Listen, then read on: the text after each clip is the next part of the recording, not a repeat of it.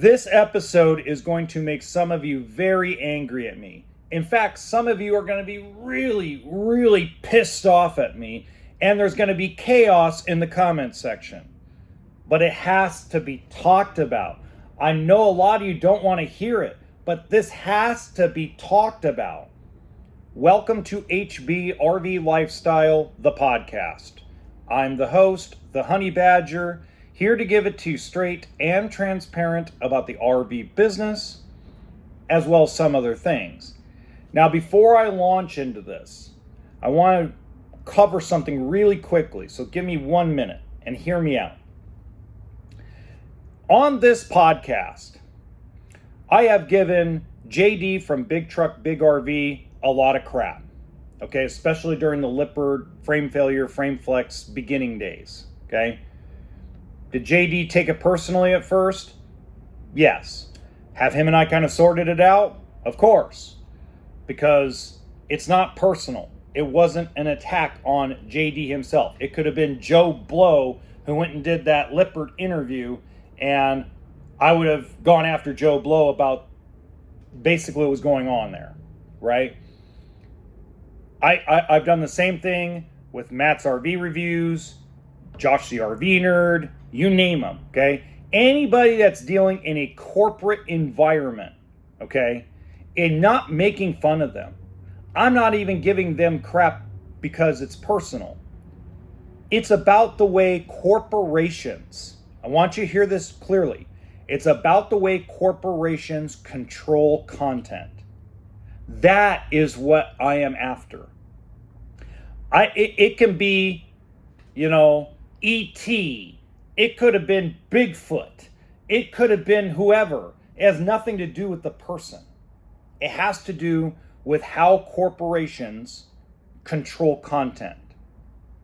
So if anybody is offended by when I make over exaggerations or give a little, nudge, nudge, wink, wink, hint, hint, it's not a personal attack against anybody. It is an attack against the way corporations control the actual content that is produced in any industry. Now, it just happens to be, I'm in the RV industry, so I focus more on that. But this can be the car business, this can be the boat business. And as I've said before, there's an opposite end of that. And if you actually watch my podcast episodes, and you don't just watch one-off, and you don't just want to watch one-off video of mine and get all up in arms and, oh my God, he's offending me. Ah! If you actually watch the entire thing, you will see that there's an opposite end of the spectrum that I go after too. Now, while I respect Liz Amazing for what she does, and I respect her as a capitalist, and I respect her as a business owner, and I respect her as a content creator, what she has created, we're going to talk about right now in this episode, is created this narrative, whether it was on purpose or accident, this narrative that every RV built is a pile of shit. And it's simply not true. And it's created this other narrative that we're going to talk about right now, that older RVs are built better than newer RVs, which is very untrue. And I'm going to talk about that in very big detail today. So this narrative that has been created that every RV coming out of the manufacturer is a pile of crap is horse manure. Okay? Now, I'm going to use Brinkley as an example. All right, come on in the comments, Brinkley owners, and start trashing me. Oh, you're just jealous. Come on, Nate Goldenberg. Come tell everybody what a blowhard I am, right? Okay. Let's use Brinkley as an example. Brinkley is having leak problems because of their seals, their experimental seals. Does that mean every single Brinkley travel trailer, toy haul, or fifth wheel coming out of the factory is going to have that major of a problem? No. Period, end of report, no. And there's several factors involved with that. Factor number one is how often is the RV being used? So if you have someone that's going out on weekend warrior trips 6 times a year, never really leaves their state or their environment, their temperature, things of that nature. They use it 3 days, 4 days, 7 times a year. They more than likely are going to have a lot less problems than someone living in a Brinkley. Okay? Remember, RV stands for recreational vehicle. There is a movement of people moving into them. When you move into them, there's going to be more problems than if you use it as a recreational vehicle. That's why I always say that RV stands for toolkit and sense of humor. Does that mean every RV ever built is going to have catastrophic failure? Excuse my language, but fuck no. Okay? I don't care. Did every single Grand Design fifth wheel have frame failure? No. Did a larger percentage of them have frame failure than what was admitted? Obviously, because it's in a class action lawsuit. Is Brinkley's leak problem bigger than what they want to admit to? Absolutely. But is it so catastrophic that Brinkley RV is producing nothing but leaking trailers every single time? No. That would be false information. So what has happened is, and this is where I talk about the sunshine and rainbows content creators and the Armageddon catastrophic failure YouTubers. There are two ends of the spectrum. One is trying to satisfy corporations so that way they can keep a paycheck going. And the other side figured out that, oh my God, being a moderate, being in the middle doesn't make you any money. So we're going to go to the far left of everything and go, oh my God, everything's a piece of shit.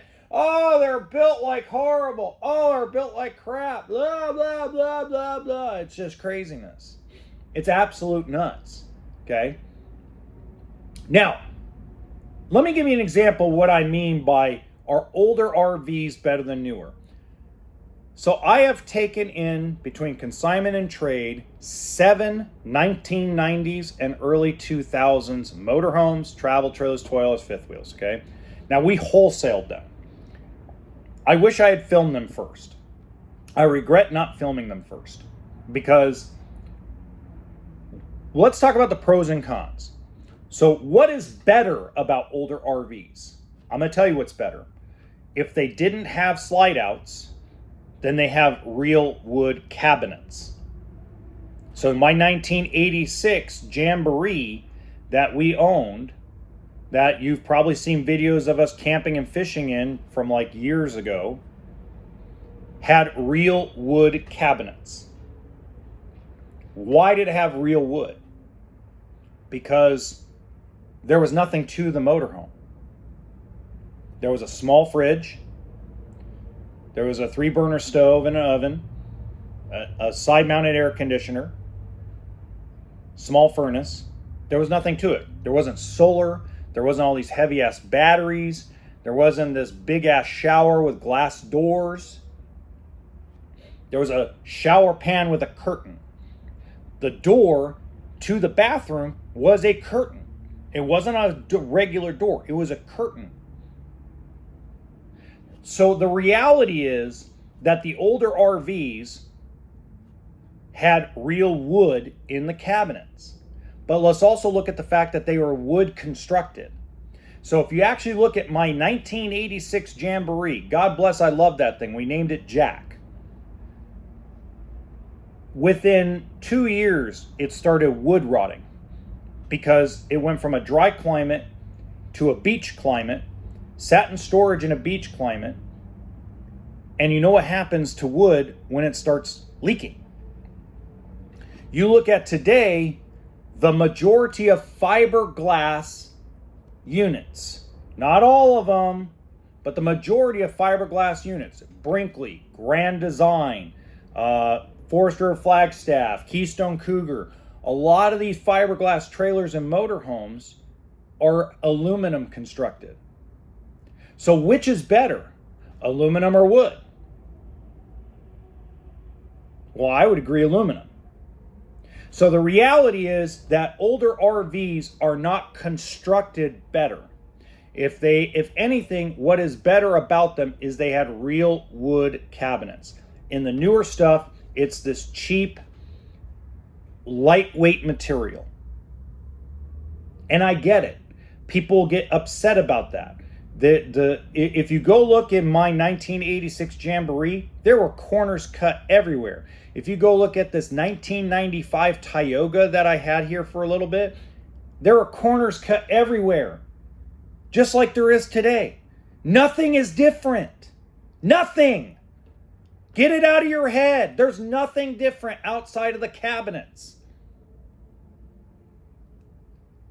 In fact, the older RVs get water damaged easier than stuff today unless you screw up the exterior seals like some manufacturers have.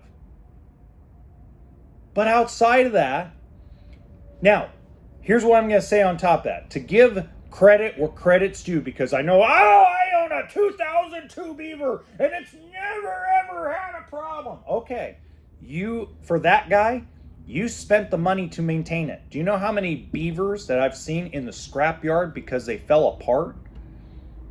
Part of the reason why things hold together are taken care of. I don't care if it's a boat. I don't care if it's a car. I don't care if it's an RV. I don't care if it's your microwave. I don't care if it's your refrigerator in your house. Maintenance, cleaning, and spending the time or the money to actually maintain something. To do the work, to do the maintenance.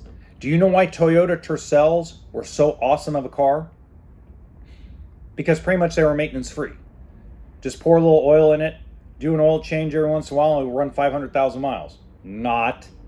You had to change your belts. You had to flush your radiator. You had to flush your power steering. You had to flush your transmission. You had to do, there's a list of things to keep that Toyota Tercel going, and it will last half a million miles, 600,000 miles. That little 3-banger Toyota motor. Honda Civics. Why do Honda Civics have such a great reputation of the older Civics being in good condition? Because people maintained them. But if you didn't maintain your Civic, if you didn't do the oil changes, you didn't do the belts, you didn't do the water, you didn't do this, you didn't do that, it blew up on you. The difference between today and yesteryear is how we take care of things. Period. Right now in our environment, you have two choices. You are either an 80-hour-a-week employee to make things work, to make ends meet, or you're working a job and a side hustle. My grandfather's generation had one job, came home, did maintenance on things. One income, did everything you needed in a household to live a middle-class life. That's why I've gone to the minimalist lifestyle. It wasn't by choice originally, but I might stick with it because the more I think about it, the more I can maintain things, the more things I can do because I don't have a bunch of stuff to maintain. But you go into any of these travel trailers, you go into any of the fifth wheels, whether new or used, there's an expectation that that RV is going to be maintained by the customer. That you're going to come in and get your roof inspected, you're going to get your bearings packed, you're going to get your electrical checked, you're going to get your appliances serviced. The people that do all their maintenance, they're the ones that have the cleanest, nicest RVs and always tell you they've never had a problem. This Keystone Passport trade-in is the biggest hunk of junk I've ever seen in my life. I've never seen a 5-year-old coach that torn up. But yet, I've never had a problem. Really? Well, your trailer's a problem. Holy crap. Now, we fixed it up, obviously, and it's ready to go. But if it was maintained properly, it would have a higher value. So that's the issue we need to talk about. Is the biggest thing that you should take away from this is RV stands for recreational vehicle. If you want a full-time RV in something, it's going to require more maintenance, more patience, more everything, and you're going to want to buy a solid unit. You can't go buy a 17B Coleman type of trailer and expect it to be perfect for living in. And this is where I'm going to leave you on this. I've been putting this in the comments and responding to comments to people about this. On average, there are 350,000 new RVs built a year. On average. Some are higher, some are lower. In the 10 years that YouTube has really been prevalent, we're not talking about, at the beginning of YouTube almost 20 years ago. I'm talking about in the last 10 years, YouTube has been this explosion, right? So in the 10 years that YouTube has turned into this explosion of a platform, 3.5 million plus RVs were built.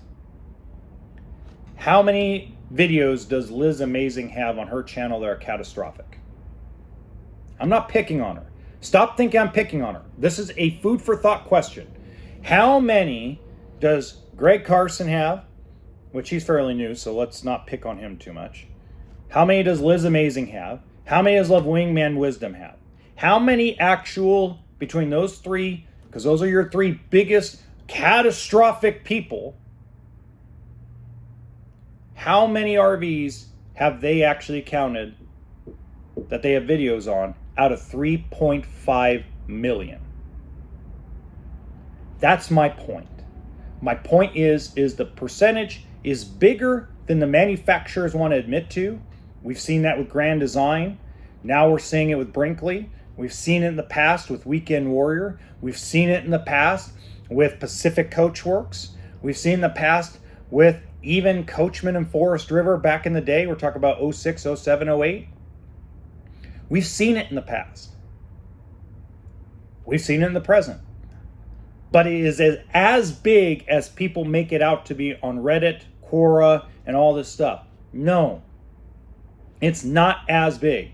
Is it something everyone should be aware of when they get into this lifestyle? Absolutely. Period. Yes. You should know about Alliance RV's shower problem that they've been having lately. You should know about Brinkley's leak problem. You should know about the fact that Forest River Salem is not a coach to live in.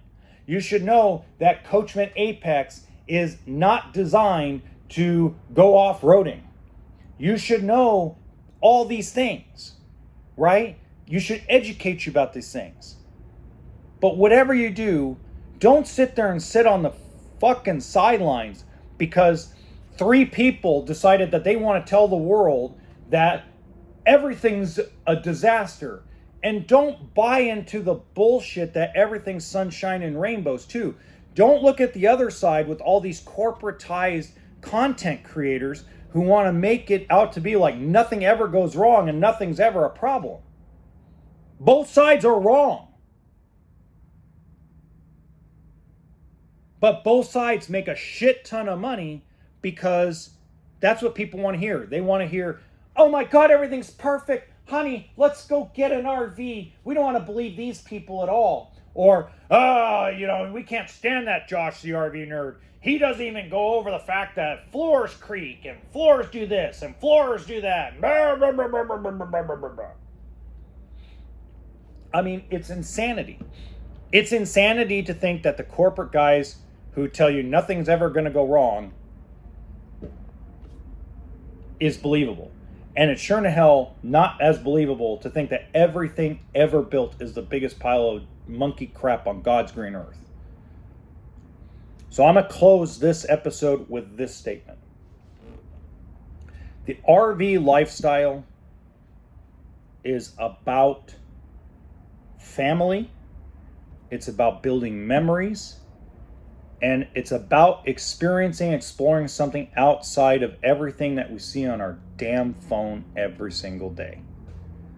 So go enjoy it. And stop screwing around with all this bullshit.